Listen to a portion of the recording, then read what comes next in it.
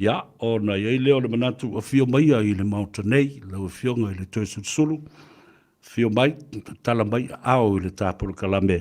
Ia, tapa sa ipu momori avo le tai ao, leo o mai ona avamua le atua, a lo le srifua manuia, a maia le tofa, ia, a o whaafonga, ia tāpua i lau atinu, ai mise fo i lau i tu malo, a lo le malanga manuia i lau lātou le tai, le lātou le ea, ia, ma le lātou i le ala, fio mai a tāunuia. Maloli soifua ia fatalo fatfo ile atau Savea mo le avanoa ia le ngata idea o le fatalo fatu pa ia mal mamalo Samoa mfai ona mau mai ne ia la leo ia po silsila mai fo ile tatu po kala ia vat foi le fa malo ma le fa manuia ile mai tau atu le luas fulu lima tau sanga le tau tua le tatu wala leo o se tūlanga le mitamita i foi ona le ma fai na tele se sosoani ia e fa la ilo ai foi tatu tunu lo papa au nei tunu ia vainga lo fa peona fia mau e se mal mlama e talo fatu nei tula alo samdo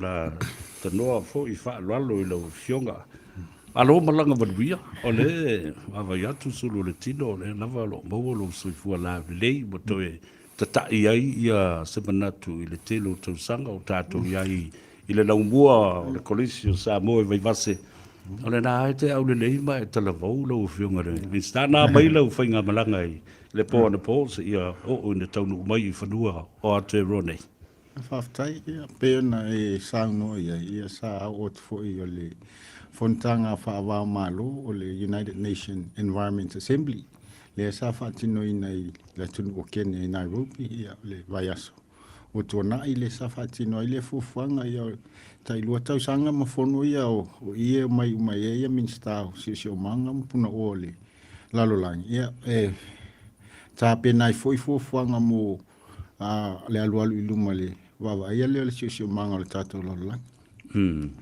ola sa sila ba se tanga i fo i ia fono tanga te tele lo iai sui o malo ese o le lalo langi ma se lato sila ma tanga tatu moto o le Pasifika ma tunu o le Pasifika o lea o lo sili o na fia i swing o le tau fo lea o le taunu unga lea o lato ngayo inga o lo fai o lo sunu ele koale o le suau u maisi ngayo inga o fale ngausi mea te tele ia tunu te tele o le lalo langi haftai a tonu lava o nisi nei o vainga a tāua I lava mo atunu ulaiti au fia I Samoa lo tātou awai atu I fontangi nei. O nei maua ise wha leo ai lo tātou nganga le fia. Ia tunu ia mesi o company o lo wha pēr no lātou a fui polutina le tātou environment. Ia o lea fo ia alai ona a fia pēr nei saunoa ia whai lātou. Ai a fia ai tātou I tele matangi o le si I tutai, suia inga o le tau. Ia lea la e ala iona awai atu fo. Ina ia mawhai na wha leo. Ia mangaru dua I fo I. Ina ia mawhai ona suia la tu la fono. Ia wha I titia ia fianga o le. Tātou si o manga mai ala tu ngā luenga. Ngata fo I lea. Ia wha leo ai fo I ma sa ili ai so soani. Ina ia mawhai ona tātou fatino ina ngā luenga ia wa fia I tātou ono le suia inga o le tau. O le tau wala na o ni fontanga ia. Pea na sauno ina. Ia le se mea whainga o fia fo. Ia ua le tau nisi atunu. Ia le pauale o le vaenga o pito sili o na mawai o la tautou tamau a inga.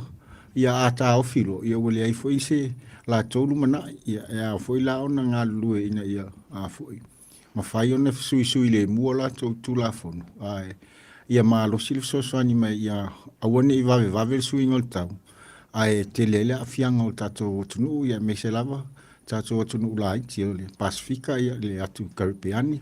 Ia male nisi fo ia atu motu la iti tono le Indian Ocean. Oi nisi o whala puputonga, ma nisi o atu nuu te tele o le lalulangi o lo o masani pea o na a mai ala to contributions po grants po funding nai se leni e so ni tuai I lau fionga ma matanga wanga mai se Samoa I le va ainga lau tele I lona si o manga. Tai ia o lo ia a foi fala pot potonga ua whapea ona whatulanga ina tu ia isele ni mo a tina ia a fianga o sio manga tai peila o le Global Environment Fund ia o le Global Climate Fund vaenga ia tu ia isele ni atunu a mesa atunu malulusi ia na whasoso meile ia tarsanga utoi ia tātou atunu la iti ia matunu atawati ai ia fianga ona whamatu mai leo se le ni fuafu i tarsanga ia o le fuisa ia ilisi nei tātou poloketi sa whaatinu ia le fuiwa a mata ona whaatata no manis mai nisi o atunu tātou whainga paanga ia ise direct funding atu ia tātou ia lana sai ni ai fo ile malienga ma New Zealand le 5 miliona New Zealand leo whamtu o tu mo lua sanga ia e tā pena i fo inisia tātou fofuanga mo me se afisu ia ingo le tau me lo whaatara no fo imanisio Australia i o isi atunu Siamani ina ia le ngatari le na le ave o tupe i global fo facilities ia I am 5 na mo ni awalai fa faingo fion fa o ina to le tātou atunu ia ma whaatino ai e tātou ia po ise taibi walo tea i se seminale po se seminar po se conferenisi fo i fa vao malo e a fio atu ia i fai masui o le atunu o tala no ina ide mata upule nei o le suia ingo le tau ma a fia ai tangata climate refugees i le whengasoloa i pe ao o lava ina o si i le tai whaalenga ina le si o manga ma ua le mawhai o na nofo le i tangata peila o tātou o laela talata i fotu valu ia ma toke lau ma awa leo wawa tu leo whai asi to tele wanga i atu i Samoa ia manga i mai i nisi New Zealand o lea sau sila le mata upule climate refugees aftai se tasile vaenga au pito silia na whaatau ai ne tātou motula iti o le climate mobility le whaalau tele ina leo le wawa aifo ia ele ngata o le atu motula iti nei whapio tu walu ia o tonga si o tai ia o atono fo si le inisio o video se pu e mai i le King Tide le na tupulata mai nei tu walu ia o sauale sami saualu le si tu o le motu ia e whatau fo ia tātou Samoa o le climate mobility e lātou o tātou i o le relocation o le toi si tia mai ia pe ona ia le tele o whama ia ofa mwale lia then toi si tia ia whioanga fo ia ngā tai vai ia o papa tele o ia a whioanga ia e whaata ua ia tātou ona ele mawhai ona si tia ia a inga manu pa whai ele ini sosoani e whai ele awala whai ei mōli e whai ei telefoni awala o me vaenga o manei e tā ua ila tātou whina wina fo i o ia avano ia mawhai ona maua mai e sosoani atonu fo i tele lava o nuu ma whaafonfonga fo i palmini ia le tasini e tālu sanga tele lava tātou whai public fia whain matani ngalu ia o tele ana tawhia sami ia o fontanga la nei le awa ia tuai ia ma wha oi fo i tālu sanga ia ma wawa ai e se lini ina ia mawhain whaatino e tātou adaptation measures ia nisi o vaenga o ia ele mawhai ona na relocate nisi o nu ia a foi tanga i foi e mesia i le atu whangaloa ia e luma whale i le sami ai i le moana e tua whale i papa ia lea meo lea ia aula ona wawa ai poani au ale mwhai ona whaatino ina ia a whai e si tia au whea se vaenga e si tia iai ia ai po a whainga au ale mwhai ona slow down ai ia le tawhia o le lai e tātou taringalu leo lo whaatino ina nei o ia i se por kalabelo ngalu whaatasi e le sisi o manga o wastasi leo matanga alwenga lau fionga whaatasi e mal matanga alwenga o whaatoanga ma vao matua ina ia a matau na toe to tōni la au fo le au tawha vai tafe matulanga whapena e tau fiufia ia le solo ma mea whapena e ini por kalamo lo tō ngā lulu e whaatasi e ma vao matua ma leo fiso whaatoanga i le tūlanga leo. Aftai, ia o le temine ia lo ia ile por kalame ta o le 3 million tree. Ia le por kalame na amatalia ai. Tausanga utua na isa whatino lava mtanga luenga o sisio manga o puna oa ia male mtanga luenga o whainga o whatoanga. Tuto ino ia la au. Pita iane ile tūlai mai ala tātou whainga malo. Ia le fwoi sa whatala noa i mtanga luenga. Ia iei fwoi se sa o le tātou watunu. Awa e monia. Ia o di tele a whanua. Ia pen sile fiao. E lalo le pule ngā li mwhai pule. Le lau whatino le tātou por kalame le amu. O le 3 million trees. Yeah. Alo whanga solo lai. Te tonu i tū malo. Ia sa sila foi e tai. Se fulu lima ia i tū malo i tausanga. E whai paanga. Ia ona te tōla ia o la au pe ofisilia ma le luis fulu ono afe. La au. O le wha moe ia mai a ifo le temilea. Ua a sao whanga uma i tū malo ma fio anga le tatou atunu. I le toi tuto ina o la au. Ia o la au la ia le ngā o wau matua. Ia foi e sila ia o nisio fio anga mo foi malalfanga. Ia e tā ua tonga tongo. Ia o lea foi ia e fua lava i le mana onga ma le vaenga o le sio manga ia afia. I te tonu lea fio anga ma lea fio anga. Ia e foi la vaenga peona e tā ua o tātou ta whawai. A la vai ma vai tafi. Ia o loo whanga solo foi ia o fio anga o loo ia. Ia vai tafi. Ia auna tuto ia to la au ia tafi o fiele. Ne solo le tātou a foi. Tātou la au o tātou whaleanga ino whanua ia me se foi o whale o a inga pa tafi vai tafi. Ai o lo ngā lua i la foi ma le mitanga luenga o whato anga peona e saunua ina. E tuto ai ma koko. La au au ngā. Wa fo tātou ia whai atu. E tuto le kawa. Ai la au ngā o la il vau ia ia. Ia a tuto le koko. Ia peo le ia o le niu. E le ngata la e maua mai e se soani e tātou increase o kako stock, carbon stock. Ia ai tā ua fui maua mai e se si ala manuia soani fui tau singa o a inga ma.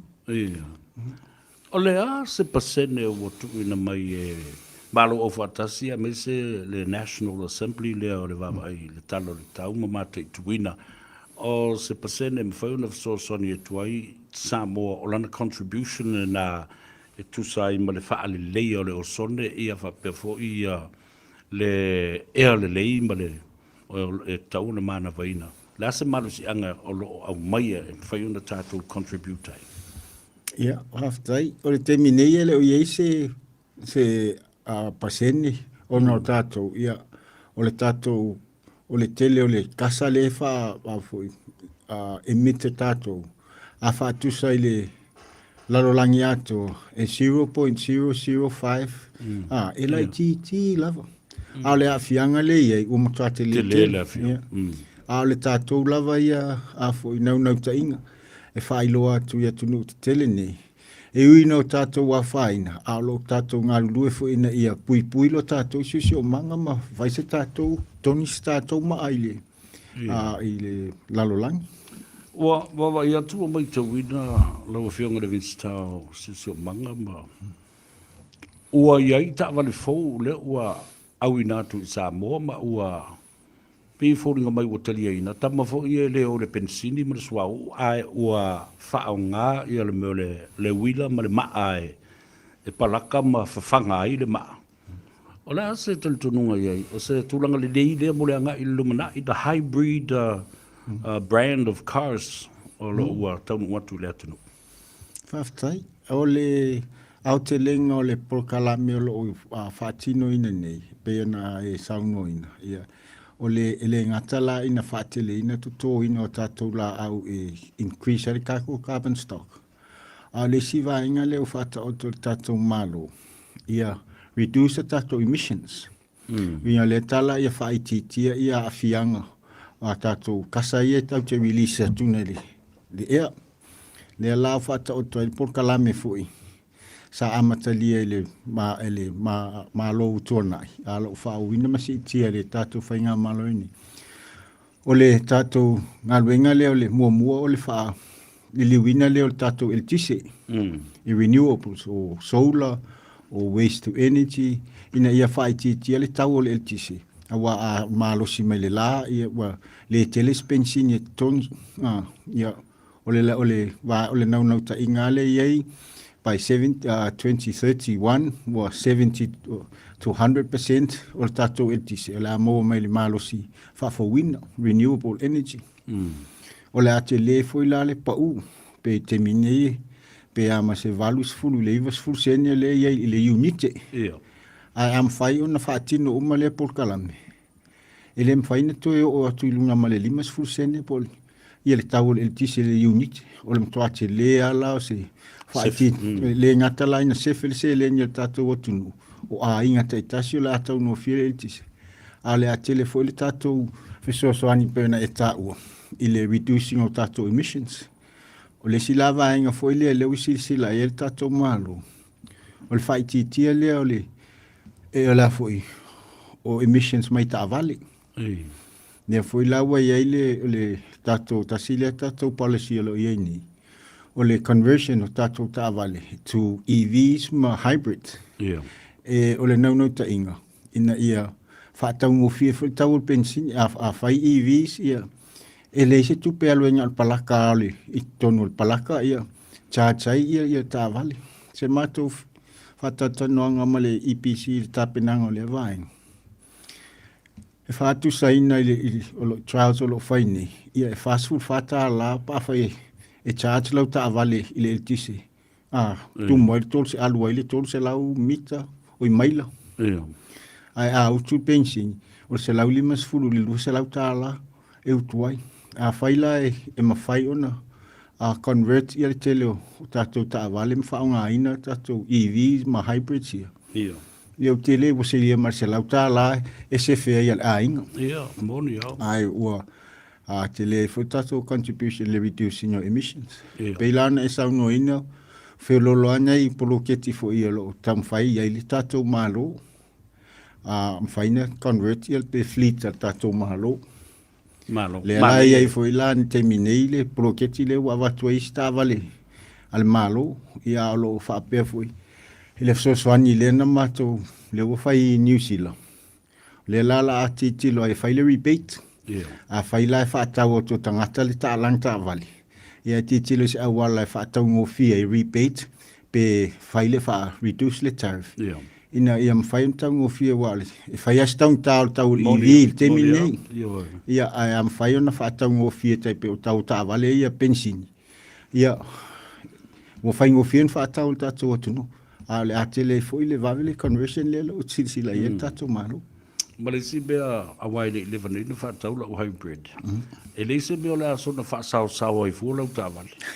Awa a whapea o le 40 kilometer radius por perimeter o le te whelua i. A whapea o le alula na le fast food po le tonsore. E whaingo fie fo i ona toi whawhanga lava e leisi maa o le ve. Ai te wawa i atu autu le pensini. E le aima se vaenga o le pensini o lo o wha o ngā ina i le maa. O le tāua ia o le fōi technology ma mawhauwhaunga ma le to mai wo o i nei vai tau. A tonu e au ngā mo i tātou. Mau tonu le au ngā fōi. Mo le ai awangi isi i aile kau o le ele tise mo le anga i luma. O na se mai leo lau talandoa lau fionga le minsta. I le tāua tele o le fesuia inga leo o fōi nei e le fionga le tumaita i paramia pe o na maa. Talanoa foi masa ua le saunoanga le fionga de minsta o matanga luenga mafara po potonga tu ma oti le malo le fionga le tinu so yalo famuina Wayne Fong o le ale ta ua i le fionga o le tu mai uma o vaenga de ia tolu sa i fanua o le malo sa i lalo lau vaenga le manar easy fanua sa o le salasi fanua o le stick easy fanua ese uma fainga fa vai ma policy sa fa ta mo e ma fa nga yo ia matanga luenga ton a lewa mai uma i lalo la fionga ma la matanga luenga ina ia faia se fainga fa vai tasi lang to sia umai me sa no ile tawo tele ole ma fo fonga ma le to fa le fionga te mai te par mia i le fo inga yo inga o fa ta automai aftai ia tonu le se fata inga fainga o fie a ia lue talo sanga i le line board whanua ia malo le lalo le MNRE. Tala sanga i sau eka. Ia whamtu mai le eka se lauta la i le tausanga. Ai alu sa la si, ai tala sanga ia mai sau eka. E tolu se lauta la i masina ia. Ai alu le ste tausi i lau eka e fase lau. O le ese leo tau. Mua. Ia ese foi la tau whainga whawai e wainga umani. Ia awa mai tauina foi. Ia istangata e mawhanua i lalo salasi, mawhanua i lalo estate tausi, mawhanua i lalo land board. Al te minei, ia ua silia male afe, ia tangata foi le tato au tunu olo ia i taru sanga fia mauni whanua. Whatalitani. La tasila lea wainga lea na e le tō whai le fionga tamaitai palimia. Ia tu fatasi uma ia vaenga nei i lalo le minstatas. Ia lea lana ta pena i loase ina ua tuina mai ia le ua pasia fo i kabineta. O la fatu langa loa ia le mtanga alwenga fou. Andilo. Tanga alwenga lale ele mfuanga whanua. Ia o le vaenga fo i le o le sa ia yaso tuana. Le Land Survey. Ai pita iane, ia sanga o whanua al malo i lalo land board. Te mila ne le ua mai uma iai ma. Ele lalo le stek ma le salasi. O le fufuanga alea peo na e saunoina. Ia tasi le whainga whaavai. E ngalue ina umai ia whaatino ina ili au nanga ile ngato le atunu. Ia au le i wainga ese ina ia mwhai ona whaatulanga ia atina el malo ma.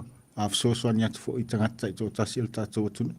Lea laua mawhai e ona ma tāpena ina nei lole.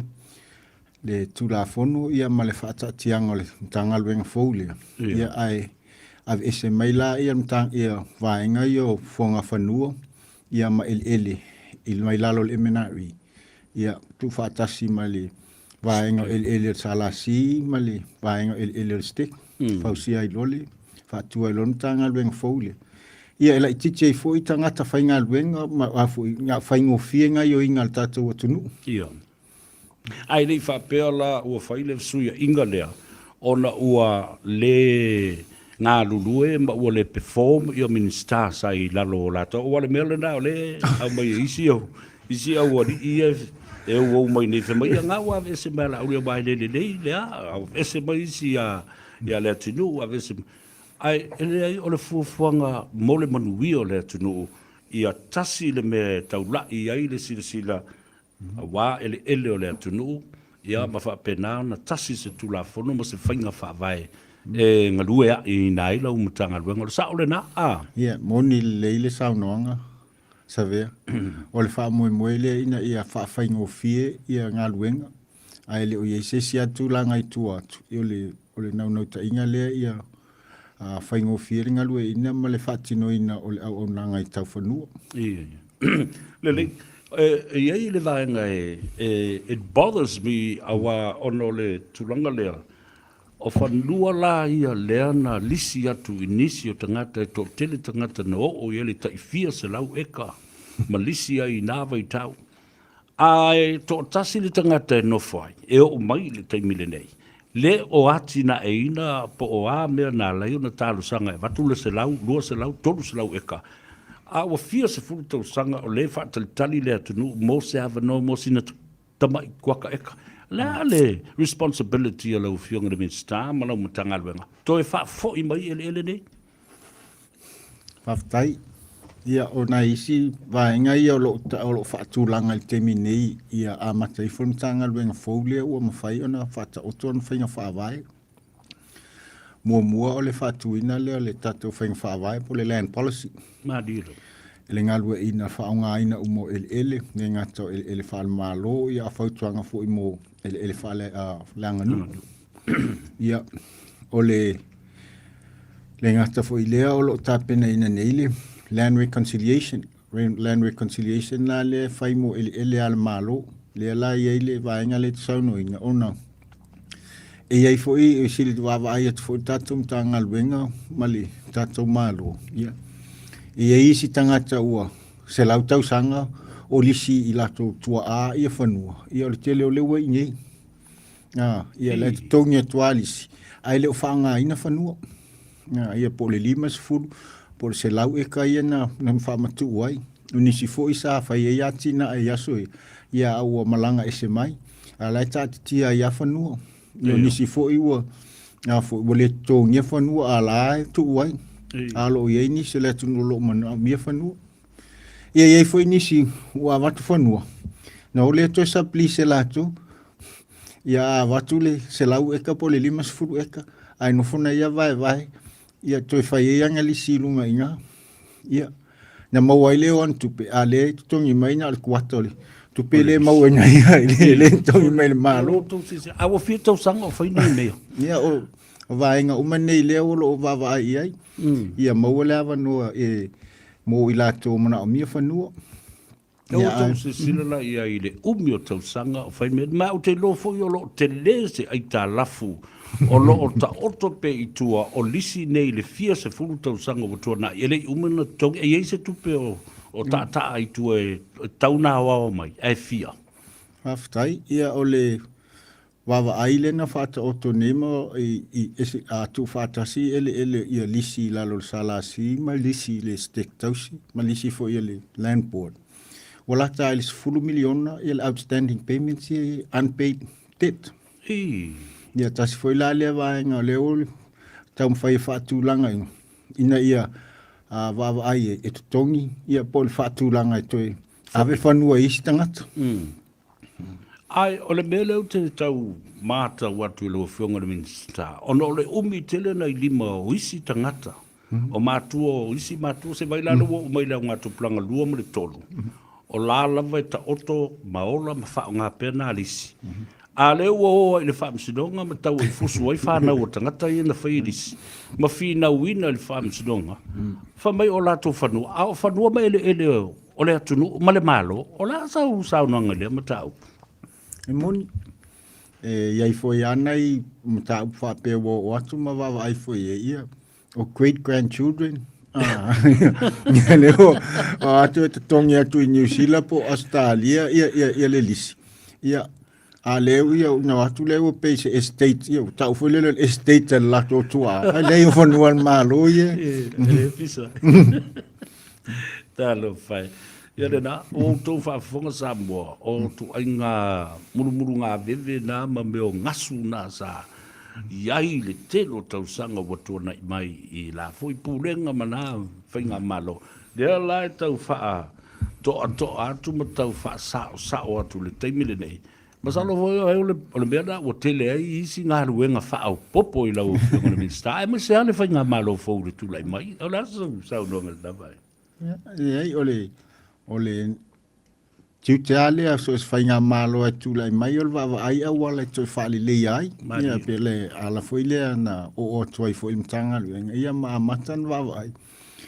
Po ani vaenga toi whaali lei ai si tia ile au nanga. Ia mani a wala foi ta ofi e nisi foi o vaenga vai atu e whaale o le maua se manui o le lautele o le atunu. Pe foi o iai foi o se tasio o anawa tau o le nei vaenga wha upu whai tūlai mai. Ia o le toi sila wha foin whanua I fio anga mala alfanga. Ia o le tau a tele la leo le whaina leo le land reconciliation. Ia wa iai nisi whanua an wha foi. A tonu foi na wha fonga tu iai. Na nisi fontanga foi. Saunoi na toi wha foi atu ai wha tau a foi. Ia whanua ele whaina le stala. Ia o nisi o whanua le wha foi o lai lisi ai I nisi o fio anga. Ia o nisi o fio anga ele o mauan whanua a lau levan tal sanga. Le ala e vavai mai e se whainga whaavai. Ina ia mawhai ona. Vai ele e mawhai ona toi whaafo I fio anga malalwhanga. Ia mawhai an whaataunu ui te tonu le. 5 tau sanga nei. Ta sila le awala mua al whaatulanga ino le mtanga luenga le. Ia wa e ia fio anga sa I lalu tar sanga I le stick. E fio anga sa tar sanga I le salasi.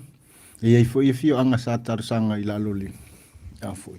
MNRE ia ese uma foi tau orisian ave ia fio ia tasila le mai le ia fa o tele ia tu mai lalo ia pe ola tele ia tu ilunga ia fa le ni le uma ia fio anga ia foi inisio ele e tau ona to fa fo i lava as customary land ia fio anga ia na to fa fo i la ia la so sila ele tula fono le LTRA lua fe mo le valu se mata o po te tau na to ilo ma to tango fia ale o le na ele ma fai la teu fa solo muri tu haftai ile wa usa ia foi tonu el parlamento te mile ma o fina voi foi ile le fitaui o le vainga le stala ina o tato customary land le la na to fa foi il terminei o le lisi na fanua fa langa nu wai la o to ilalo al TRA o le utoi fo ia ilalo o le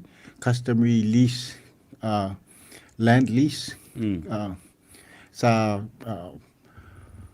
o le alienation land alienation sa ia o le ala le utoi le stala pa wale te me le stala ia lau ia fa nga ile le stala el malo pa fa ia fa so lisi ma se tangata foi le fai pisinisi ai o lo ia foi fuanga ina ia awane i fia fanua so ole LTR ole Land Registration Act ia na freehold land la fa nga customary land le fa nga ina wa ila wa ia le temini nei wa le toe fetaui ia le akimendele sa fai mai i tausanga fu tuana i le LTRA o lo le wa ave ese mai le vanga ta wo le sa ta tu mana ia o awole ia ina ia ka to customary land malo fatai awa o le melanda le na tula mai nei i le lisi no tatu fanua fa le nganu pe umana le stala ona sila la ia le term of lease Los fu todos fu fast fu to sanga lisi ma motu e se tuai mai lima ole a inga e ona ia le fanua le awa ole pisinisi le la fai e fana o ile saina po ole si tangata fai pisinisi mai lesi atu no ole ato tele tangata e fana mai ai ma ola IPI and they also have the right to the first right to renew the lease mo lesi todos fu to sanga alono winga ele toi papa i sisi o le nga tupulanga le ainga le nei le na fanua e o lai lava ma fa pena na pe e molo au atua ma mo atu le va ai ia fa tasi fo mai ia inga o le na lisi ma motu toi mo le fanua le aso tel tununga le na fina wa ia e tai tonu o le awala faingo fiel fa matala ina o tato lisi la ia te mini le lisi o pamuvai lisi o pou ale titi sao ma le Vodafone o lisi na le fa ngal te mini o le ala o le moni e afoi ia i le malienga le sa o po le inga fua ile umia ina fanua ia e famtu oila ia o fanu mi vainga ia lo ia pamu te mini ele mfainto e fai ese atinai ono le lo lisi la lo fa tinoa ia tatu pamuvai ia po o titi sao ia o le fa punga foi ile le tuino le lisi ise a foi company ia po se tangata fai pisinisi mai fafu e ia foi a condition se mafai ona titilo ia inga ele fa pela saudo e fa tu ia lisi matul fanule em fa na titilo ia fa tatianga isi tu ingalisi ia lisi la smoles full lusul lima tausanga ai e part o le company le ia over 10 or 20 years or 50 years wa own o il pisinisi le e ia wala ma faina fautua ina ia le lisi ina ia se malo si anga o oile ona fanua le si beta wo le fionga le minsta awale sa fatulanga mai le temile na le na tatu vevesia nei e fanua ma ele ma le LTRA ma ona faile o le lis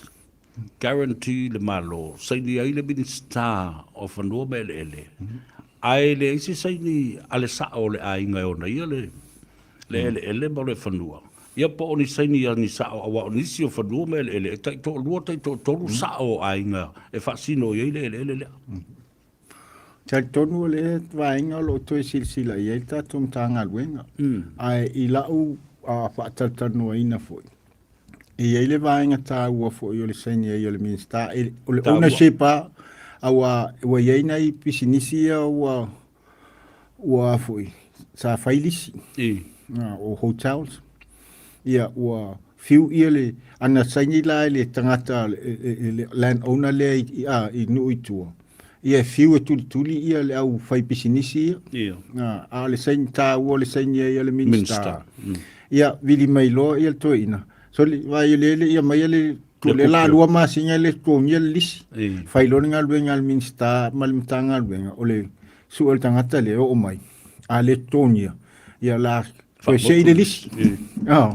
Ia ia foi atulanga ta wai ai ole o tatunga foi ia atonu foi ia inisi o fina ngalo fa pe o la pule ia il malo il ai le wingo la fa mtalanga lo fonga minsta tu pe ia male saini sto ina ia ta fa malo si ia la saini o taita foi ta fe saini se me te wa watu wa ina taita ale moni le se no ia va nga mai le to va ia pola se wala ina ia family ina ia lava se vaenga e mawhai e ona wha malo sia wha tu la fono le malo ia le o tau sia a wala o le whengainga. Ia le mela le nā wā o tu nei whau whale piliki ma whale a fo le o mea shuttles ma isi mau mea o mai lang o iei masini ma ta vale e whai atu e a fo iwa umalo tau lisi ai whai mai o mai lai tu tongi uma matou mea ia le lunga le whanua o whea la whai ngā mea vale a vapena. O le teleana vaenga foi whatinongo nis. Ia o foi tātou whanua ma tātou ainga Samoa ia nei. O isi na watu le lisi ai wa ese na whai atu le lisi o le whatoanga. Ai toi su ia la watu o e whalpala. Ai le o ai tūranga i o ai inga tarosanga mai. Se whai el mato whatoanga. Ia so tu la wano nofo umai mwhai ei whale ia o vaenga umai e wawa ai ia ina ia. So nei fo tatu o tunu I wha malama le ia tūlanga o lisi e wha matu watu. Ma lo wha tele la wafionga I le minsta. E isa mata upo e te fia saundo I ai e tā tele I tāwalunga le tāpolo kalambe le so. Whaftai le atau. E taltonu e le ise vaenga ia o le awanoa fo ia e mawai e se awanoa tātou te whatanu. Ia masilingia fo e pauadia le vaenga la ufionga ia me se fo pa ia malma malo le tātou tunu. Ai lava se me fia malma mai o lo awanoa lo ofisa ma le malo. Awa tātou te oso ilunga le social media fai le tala le imautino. Tā ua foi por kalame pe o lau por kalame. Ia iei ni langona ia fia malmalama I tātou tunu ia na tū mai le fisili ia tātou whaasoa a whai fo se ngā luenga e au ngāma e au ngā ona sila ma a tangtanga i le tātou malo e tue whaatulanga I vāinga fu ia o le a fo le au ngana le au nanga a le tātou whai ngā malo ia whaia me le lei ma le sao I molo tātou tunu ai a foi o lo ava noa pele mtanga luenga ia ma foi ai ese vainga fia faso ai sia tato te faso e so ani mai foi ele sa uma malia nga luenga mato te fai ia ola o nanga lava fai ina ia ma wose le o tato tunu alo va ole mata upu leo te mana o mai e le to fa la fionga ono le afianga fo yo o le famsnongo fa no mswafa awa e pisa lava le au ma le po I nei meo ele whanua ma suafa. I le whaatulanga na mai o le au mai o pili na e tauru luasfulu. Na whaulinga mai ai o le a whaatu matila le tūtō tasi o le whaamsinonga whanua ma suafa. Ona tau fia I leo le awa noa. Sa masani o nei ai e ave ia tātou mta upu I le Supreme Court e pili ai le whaamsinonga. Lea la ua wawa ai atu nei. E tau o tele lea ia te tau o tangata, e le toe ave o le mata upu leo o whanua masuafa, e whaise judiciary review, e ui na ua tele tau sanga talua na au maia le ungal na wha amsinonga, o lea se whina ngalo I o lau fionga wa oile te tilo I whanua o le atunu, ia whapena fu i nai vaenga o le te whaafonga o lo ve si ai le lo toi whale ma le vāta ngata ma le nofo le leio o awhio anga mai tu malo ma whanua ma ele lo fina wene.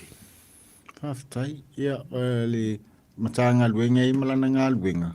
Se ilona ua whaamaunia mai i le tātou Land and Titles Court o ai au miel whanua lea. O tua oia, ia na whatoa whaatino loleo le ngā luenga le matanga luenga o le fuaina. Ia ma whaamauina po ai le la.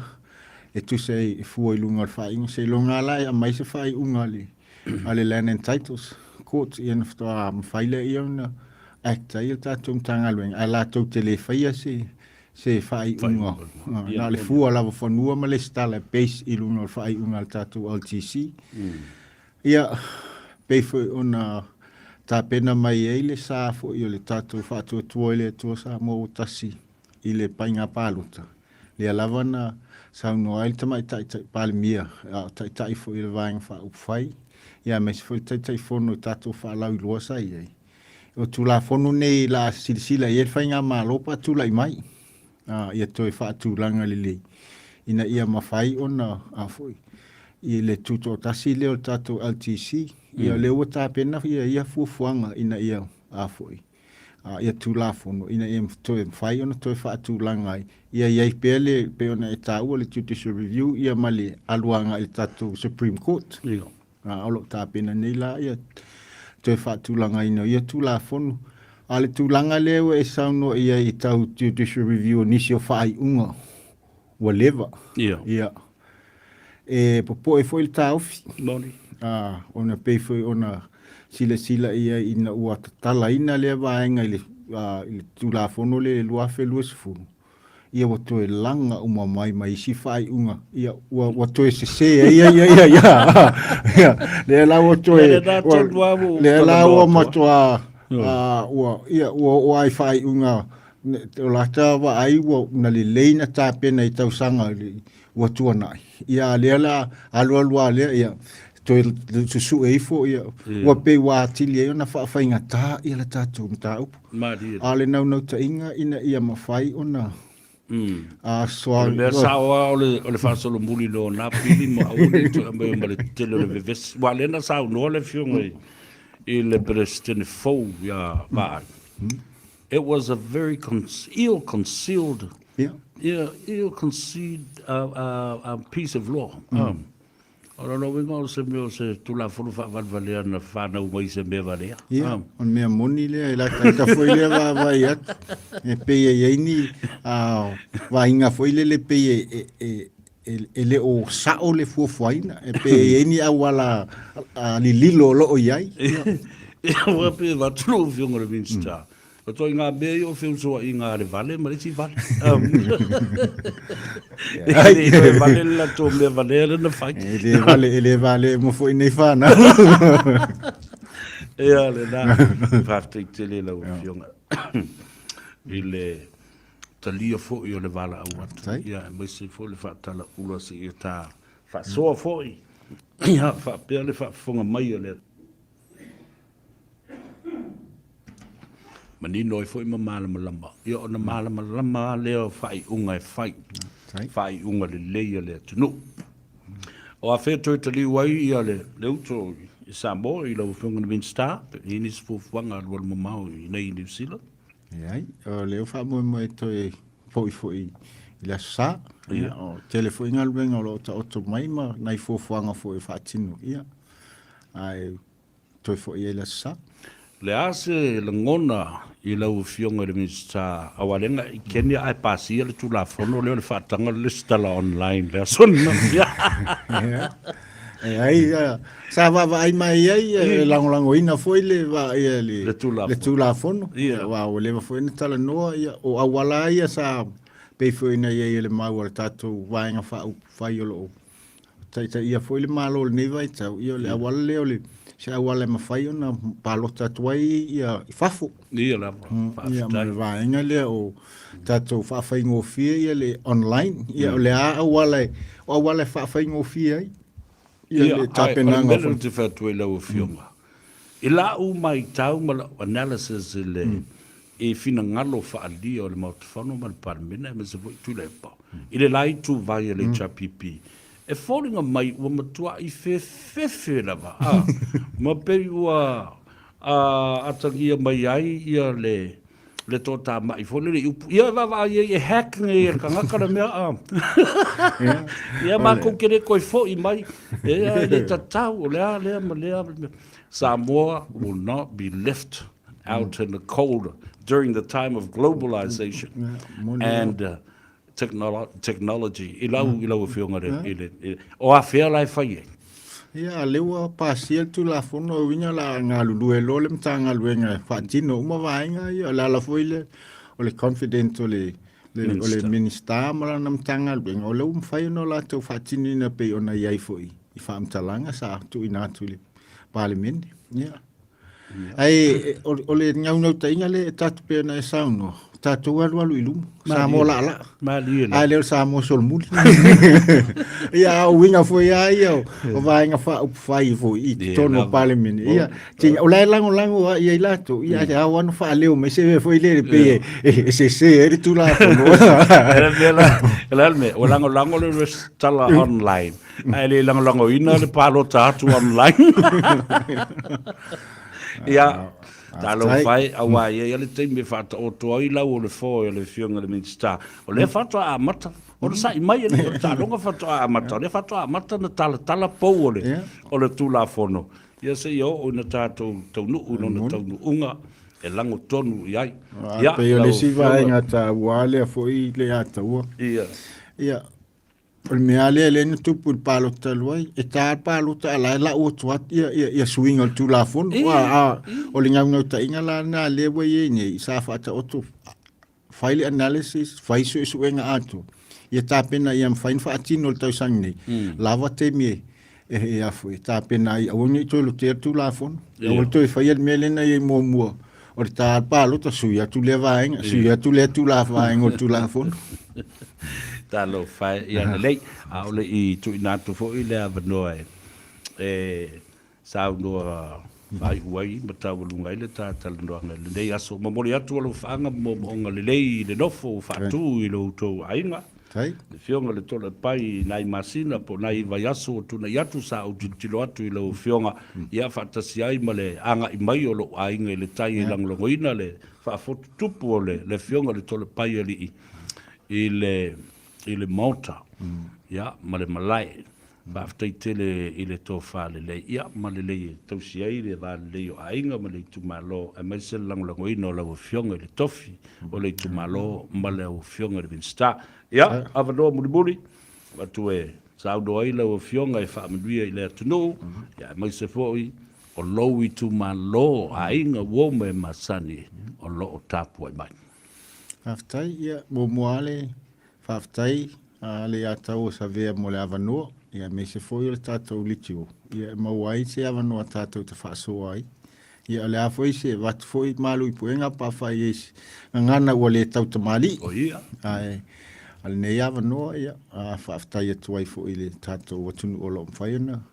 a whaafonga mai ia si o mato I tu malu ia e tuai a na isi tatou porkalame ia alo mwhai au na mau umailunga o tatou Facebook le wha ngā solonga o tatou ngā luenga ia alo ngā lue whaatasi foi ma tatou fono whaavai ia e toi o ngā nau ta inga ia manuia umatangata le tu malo ia awane I manuia na sto tasi po sto lua po se kengi ai o le tatou wa ai lava ia whaasafua ti na e mo le tu malo ai mo nei taimi ia whaftai tele mo le ava no fo tatou feloa ia ia a foi a masiasia foi Samoa I tatou feloa tatou faso tai ai manuia tele le nei fiafia me se foi le sanga ia tule sa pati ata au ia malo fa tai o le ua se wi fadua le saudanga foi ma le vanga nga la fionga ia mo le tuai le nga fa tai ia ma mo onga le lei mo la fionga ina ia mo pe le so fu la lei ia mautu pupu wina pea fulu le sanga ula I le tofa ma le whaututanga. Ia ma whapenda ona manino ai le tofa I tono le mauta e maise le tu malo ma tangata o le tātou watino. Ia u whaiwalo filima. Le tamatu tala le nei aso, ia manu te leina le toe fu iatu i Samoa whaalaulau fu i le tua pe au mangalu o le moana ia ma le vātetea tau nuu ma le manuia le sāfulau ia a o whaatali mai le tāpua inga i le ainga ia whapea fole nuu ma le afio anga ma le itu malo luia tele lau fionga luia fole sapati le aso te au wha soifuia soifua soifuia